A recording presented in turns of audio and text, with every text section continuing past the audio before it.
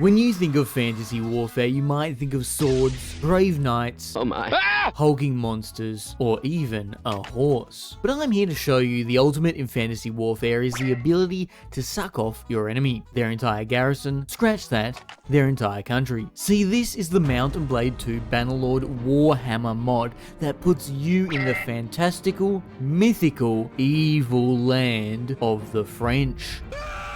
And in this campaign, I'll be playing a vampire with the goal of unifying the baguette-infested lands of Bretonnia under the pseudo-French vampire state of Mousseline, whom start their campaign hated by all of their neighbours, immediately putting you in a 3v1 war. Could we suck off enough of our enemies to survive this start and conquer the rest of Bretonnia, or would we succumb to the power of garlic bread? We better find out together, but first, what type of vampire are you? When you get launched out of your mum's fart box into reality, you have the choice between 3 vampire bloodlines and none of them involve masquerading. Your options are the Necromancer, a monstrous conjurer of dark magic; the Blood Knight, a hulking, unkillable vampire lord; or the Von Carstein vampire, a bat furry. I know what kind of man you are. Now I know what you're all thinking. Blood Knight is clearly the coolest sounding option, you say to me standing outside of FurCon yiffing in my bat costume as I picked the Von Carstein vampire. This might seem like a fumble, but once I teach you the subtle secrets of the Von Carstein, you'll learn how broken this bloodline gets. Because as a Von Carstein, I can jump really high. Blood Knights can do this too, and then become Giga Chads in melee combat. But if I can fly up your castle walls, then jump on your roof with healing magic and necromancy, you can start to see things will get a little silly, dare I even say goofy.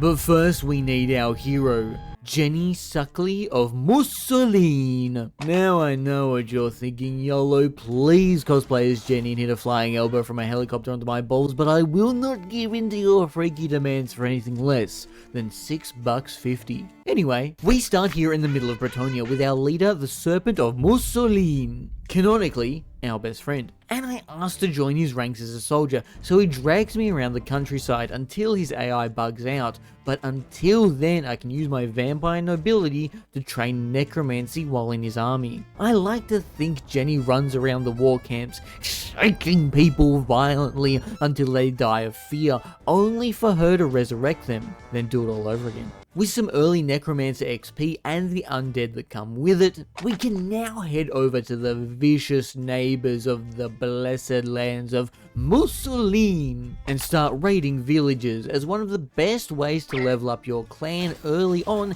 isn't fighting terrible monsters or joining great armies, but beating up dung-covered farmers after a 15-hour day trying to feed their family of 4. Truly, this game has its priorities right. After showing the locals my best Arthas impression, I had reached clan rank 1. Your character is the head of a clan that can join a faction, like Mousseline being a faction that lives in Bretonnia, Wesselton being a faction that lives in the Empire, or I think you guys started a faction in the basement, right? Once we reach clan rank 1, we could officially work for Mousseline as a mercenary, or a Mousselinary. More importantly, not just a dumb soldier. Now we are joined in the war as castles began to be besieged around the swamplands of Mousseline. These castles were important to take, and thus push back the early attacks of our first few enemies, giving us more room to survive. This was good, however, as Jenny was built for siege warfare. But I know what I would do here.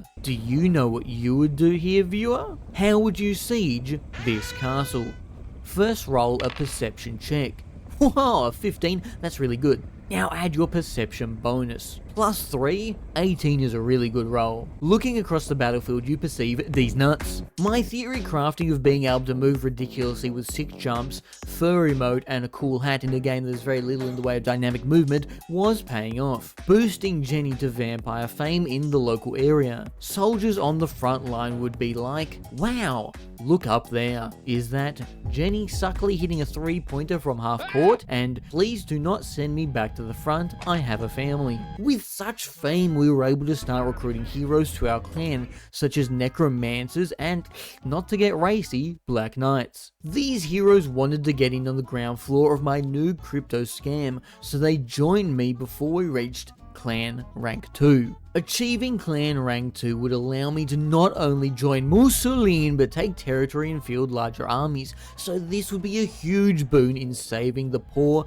misunderstood vampires and necromancers of this beloved land. Thankfully we knew some tricks to get influence quickly when we weren't in siege battles, and upon reaching Clan Rank 2, we had helped hold our starting territory, and not lose to the instant 3 versus 1 start Mussolini is faced with. Now we could join the faction, meaning it is not only canon that Mussolini's main export are snails and frogs, but Clan Suckley is on par with Clan di Mussolini and Clan Chatu Hain, led by the Serpent of Mussolini and Lord Akasara.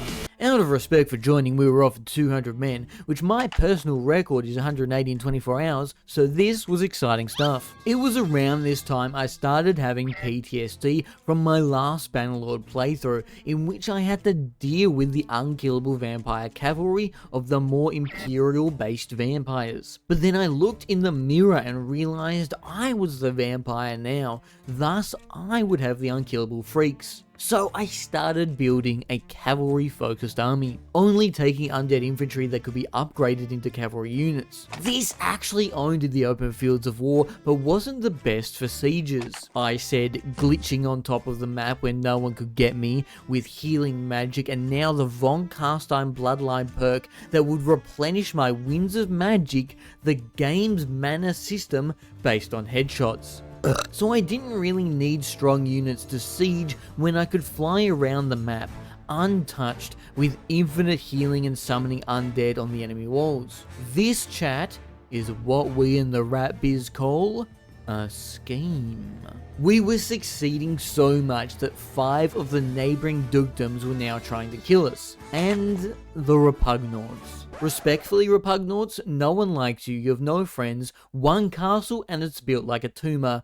Quit acting like you got any emotion in these parts. Despite the numerical disadvantage, we had pushed south, winning many battles, and to help with said numerical disadvantage, after each battle I had been letting the survivors go. This does multiple things for us. Firstly, it will give us a huge amount of charm XP, allowing us to sling banter at the hot French dudes trying to kill us. Secondly, it will give us a positive reputation with the people we let go, showing the world Jenny Suckley was honourable. This is the opposite to every other Bannerlord video I've done, in which I executed 1 or 2 people. With a positive reputation and high level charm, we would eventually be able to convince other lords to join our faction. This was part of my goal actually, not only to save Mussolini, but to unite as many banners under it as I could. Little did I know of the headache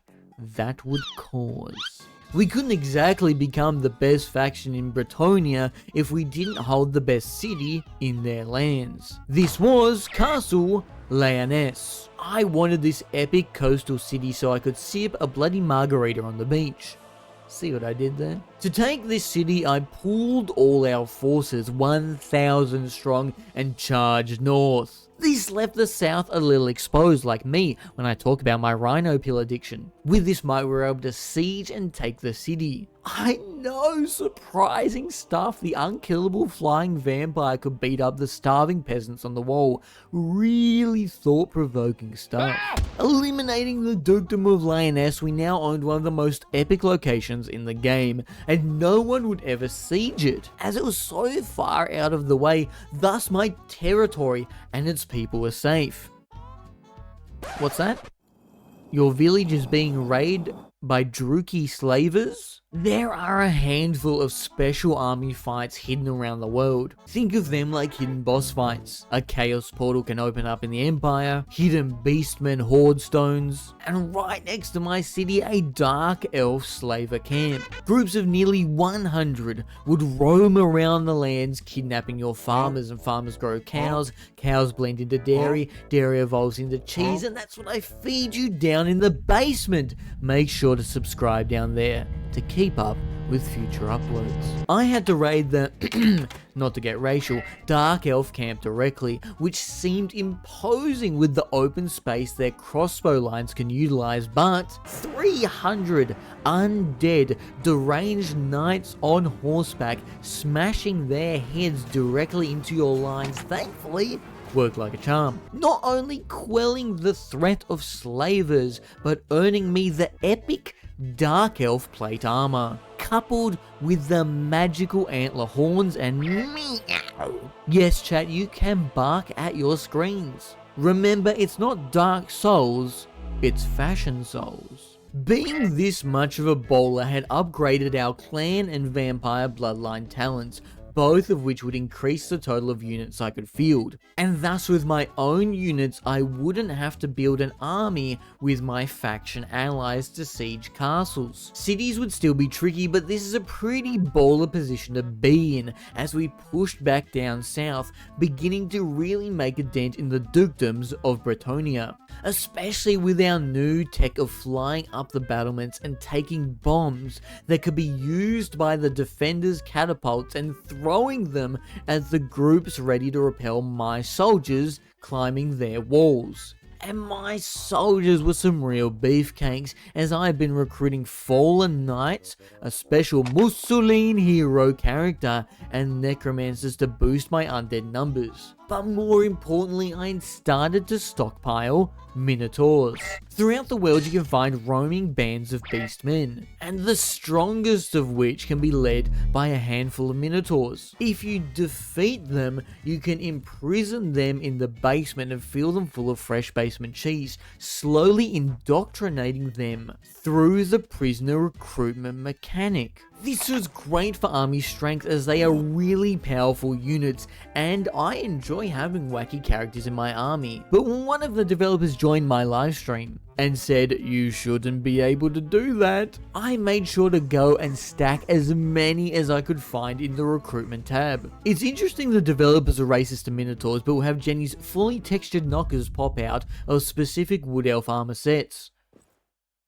Priorities, I guess? Speaking of knockers, Jenny had entered her girl boss era sporting a pretty dress that offered no armor but magical bonuses which comboed well with our powerful dark magics like Soul Rain. She held a magic bow, one of the most powerful in the game, and again every headshot would replenish our magic, so being able to one-shot nearly anyone in the game with this bow was huge. She had started really getting into the culture of Bretonnia, as we had defeated so many people and released them from captivity that her reputation was great among the lands. And the final girl boss thing she did was abandon Mussolini. Gasp, I hear you say, mouthful of basement cheese. Abandon the faction we're trying to save? Have I gone and done lost me mind? Probably. I pretend to be a cat on the internet, so something's going on, but until the diagnosis comes in, here's the situation. You as the player in Bannerlord are the brain, the muscles, and the fist of the body, but you are not the feet. Bro, what are you talking about, man? You don't fully control where you go on your journey because you are in someone else's faction, and despite your best efforts, these people tend to make unhelpful decisions. Any Bannerlord player will back me up on this. You'll be in the middle of the worst war you've ever fought, thousands dead, cities ablaze, food running low, and then the leader of your faction will make an announcement. Despite us fighting against multiple dukedoms, weak little dukedoms, I have chosen to declare war on the Empire, Super Earth, Freddy Fazbear, and this armed nuclear bomb with a 3-second detonation timer. That is all. Despite my best efforts and overpowered character, the Serpent of Mussolini, our leader, constantly wanted war with as many people as possible, and thus hours of gameplay in, we were roughly back to square one. In fact, we were almost about to lose. But I had a plan to save this run, and thus Bretonnia itself. Once your clan rank is high enough, you can make your own faction. So by leaving Mussolini and keeping all of my territory, all the dukedoms of Bretonnia would now be friendly with me, and Mussolini would be the one that I am at war with. I then simply leave them alone and make my own faction, cleverly called Bretonnia, and declare war on one and only one dukedom at a time. Focusing on the northern sections of Bretonnia, I could eventually work my way down and hopefully convince other lords to join my faction as I go, eventually uniting Bretonnia under the bright red love heart of Clan Suckley. To help with this, I sent 3 Necromancers to muster their own armies. A massive bonus of being a Necromancer is your ability to replenish units after a battle from the dead, yelling at the local skeletons to get back up and lock in. This can keep your army full all the time and allow you to instantly garrison cities and castles after you siege them, making playing as a Necromancer a little overpowered. Declaring war and sieging not only the closest dukedom, but one of the most northern, the dukedom of Linguini. Beating them all would secure the lands around Castle Leoness, and this was made easier when I caught one of the Linguini armies sieging the city of Larette. Is it racist if I say it with an accent, or is it racist if I don't? This is one of the oldest tricks in the Bannerlord book. Wait for an army to exhaust itself, sieging a city, then siege them right after. These devious tactics impressed one of the clans of the dukedom who were part of that army, the Brethren of the Lighthouse, led by Godmar Fitzgodric, whom I was able to convince to leave his dukedom and join the new mighty faction of Bretonnia, which is crazy, as this is a mod made by a passionate group of fans for a non-Warhammer game, yet this is canonically what Godmar Fitzgodric would do. Crazy stuff, honestly. Crazy? I was crazy once. Almost as crazy as the first new member of our mighty faction was Nigel the Crusty. The dukedom of Linguini having half their army switch sides and a flying necromancer vampire girl boss stepping on them wasn't good for their physical and mental health. Well, some of that was good for the mental health, let's be honest here. And Bretonnia, with its new allies, had taken much of the north. The Brethren of the Lighthouse were of course greatly rewarded for their efforts. But the other previous members of the Linguini faction had now joined the next dukedom over. In fact, this had happened many times before, as even with our setbacks as Mussolini, we had still destroyed multiple small dukedoms, and the survivors of which would then join the next faction over. So the surviving dukedoms became this huge mishmash of lords and ladies that typically wouldn't go together. I thought this was good initially. Sure, it would constantly make the game harder, as each faction you beat empowers the next. But this made things easy when trying to find characters and yell at them about joining our new faction. But this is where things started to go wrong? You see, this whole thing is a mod for the game Mount & Blade 2 Bannerlord, and it is a tricky mod to run, typically clashing with other mods, and I could not get it to run with the very popular Diplomacy mod that adds lots of features when interacting with other characters and other factions. So without that mod, we were dealing with the vanilla options, which I didn't know were absolutely abysmal. And other players online had the same problem. I had land available to give away, crazy amounts of money, and 100 out of 100 positive relations with faction leaders, and I could not for the life of me get anyone to join the new Bretonnia, besides Nigel the Crusty and the Lighthouse Boys. I played for hours, constantly chasing down their leaders and having the same conversation over and over again. Not my banter nor my purse would be enough to sway them from their new faction leader, someone they didn't even know and who probably didn't have the same relationship level as I did, because these people were constantly swapping factions. This really sucked. I couldn't get the mod working to fix this, the base game mechanics sucked, and I must have just gotten lucky with the Lighthouse Hooligans. I felt so silly, as this was going to be such a cool part of the story, uniting everyone under one faction. In my other Warhammer Bannerlord video, I played as a human eradicating all the vampires, and now I want to be a vampire uniting all the humans. What an awesome juxtaposition that would be, but this was flubbed. I felt so stupid. I left the battlefield and perched myself in the sands of Castle Leoness. Castle Leoness? Lioness?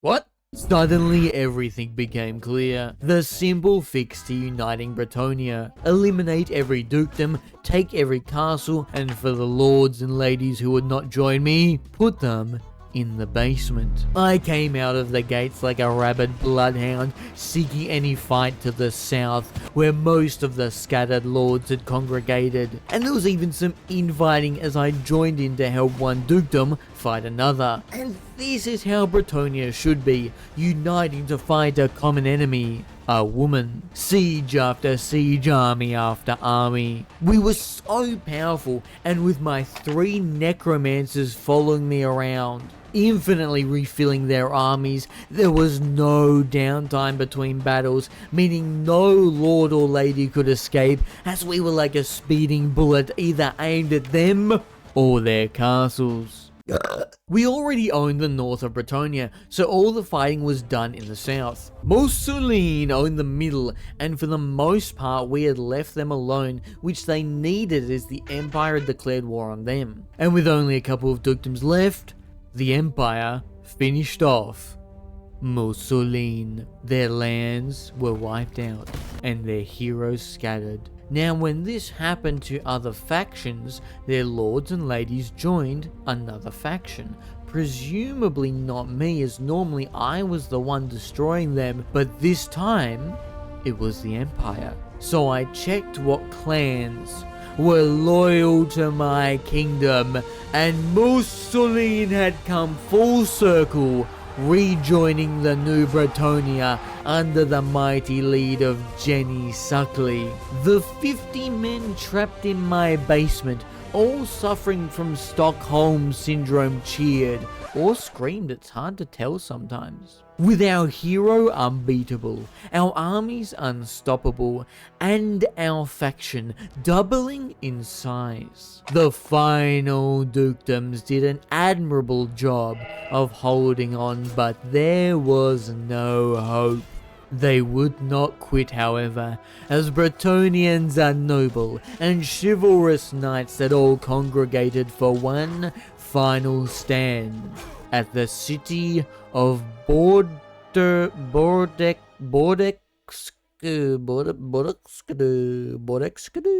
battle. Seeing their banners cold, I did the same, calling forth every fallen knight, Necromancer, Lord, Lady, and even the Serpent of Mussolini himself, making the final battle 2,596 heroes of Bretonnia versus 3,093 heroes of Bretonnia. The final battle of this campaign ensued. If I win, everyone would be forcibly made my friend via basement indoctrination.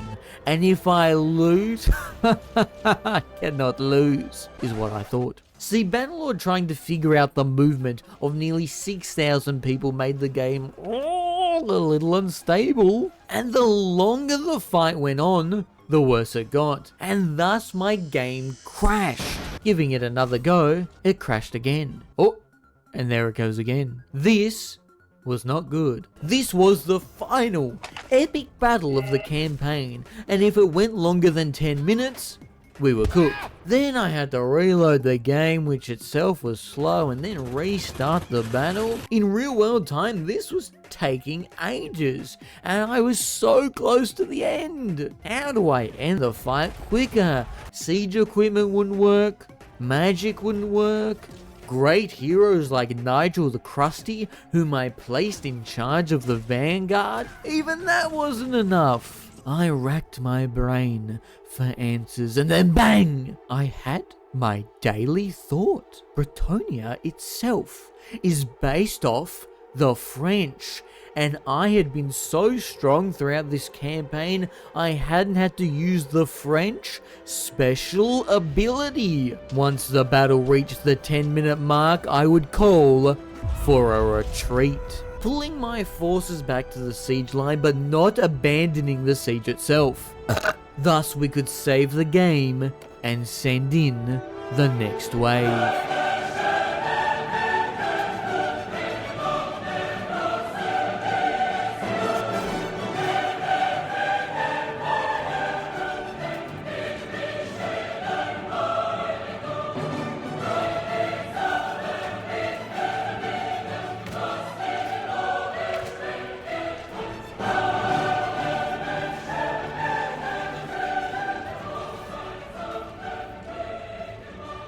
After multiple sieges, the final city was taken and the world was free of Bretonnian dukedoms, as all of them had been eliminated. And checking the basement, you would find 73 happy lords, ladies, dukes, earls, marshals, and even the king. We had successfully united Bretonnia under one banner. Albeit a little unconventionally, we had saved Mussolini from its cruel fate, built a kingdom of epic heroes, and made the most powerful vampire girl boss Warhammer had ever seen. Thank you for watching. Consider liking, subscribing, or commenting to help the video in the YouTube algorithm, and thank you so much to everyone who did that on the last video. Subscribe for more, or even consider joining to support the content, and tune in next time when I prove rat pirates are the peak of the evolutionary chain.